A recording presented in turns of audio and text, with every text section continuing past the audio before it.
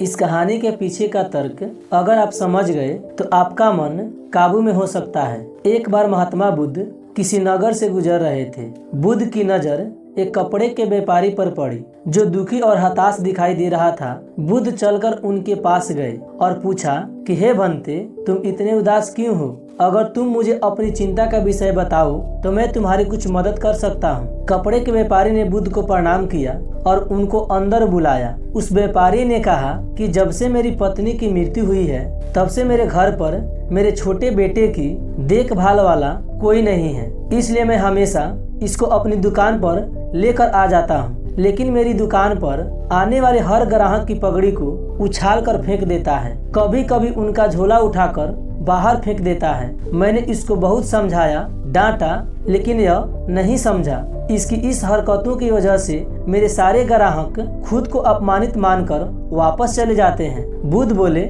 मैं तुम्हारी सहायता करता हूँ, पर तुम मुझे वचन दो कि मैं जो भी करूँगा तुम उससे दखल अंदाजी नहीं करोगे, ना ही कोई प्रश्न करोगे। व्यापारी बुद्ध को वचन दे देता है। अगले दिन बुद्ध एक पगड़ी पहनकर आए और एक ग्राहक की भांति आकर बैठ गए। व्यापारी का बेटा आया और बुद्ध की पगड़ी को उछाल दिया। महात्मा बुद्ध मुस्कुराए और कहा, बहुत अच्छा, जाओ उस पगड़ी को वापस लेकर आओ।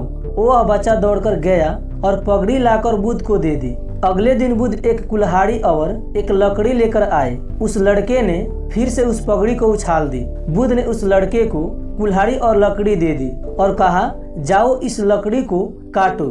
व्यापारी को थोड़ा सा डर लग रहा था कि कहीं उस लड़के को चोट नहीं आ जाए, लेकिन उसको अपना वचन याद था। 7 दिन तक महात्मा बुद्ध कोई ना कोई नया काम लेकर आते और उस लड़के से करवाते। शीघ्र ही वह लड़का भूल गया कि उसको किसी की पगड़ी उछालनी है। व्यापारी बहुत खुश हुआ और बुद्ध को धन्यवाद दिया। मुझे पता है कि इस कहानी का और मन के बॉस को कोई विशेष संबंध नहीं है, लेकिन आप इस तर्क को समझ लीजिए। अगर हम अपने मन को अपने हिसाब से काम नहीं करवाएंगे तो मन अपने हिसाब से काम करेगा। मन बस में हो सकता है यदि मन को हम अपने अनुसार चलाएं। मन 2 तरीके से काम करता है। पहला, मन अपने हिसाब से काम कर सकता है और दूसरा, मन को हम अपने हिसाब से काम करवा सकते हैं। बुद्ध से मिलने से पहले उस लड़के का मन और दिमाग अपने हिसाब अनियंत्रित रूप से काम कर रहा था, लेकिन बुद्ध ने उस लड़के को अपने अनुसार काम करवाए, जिससे उसकी आदत ही बदल गई।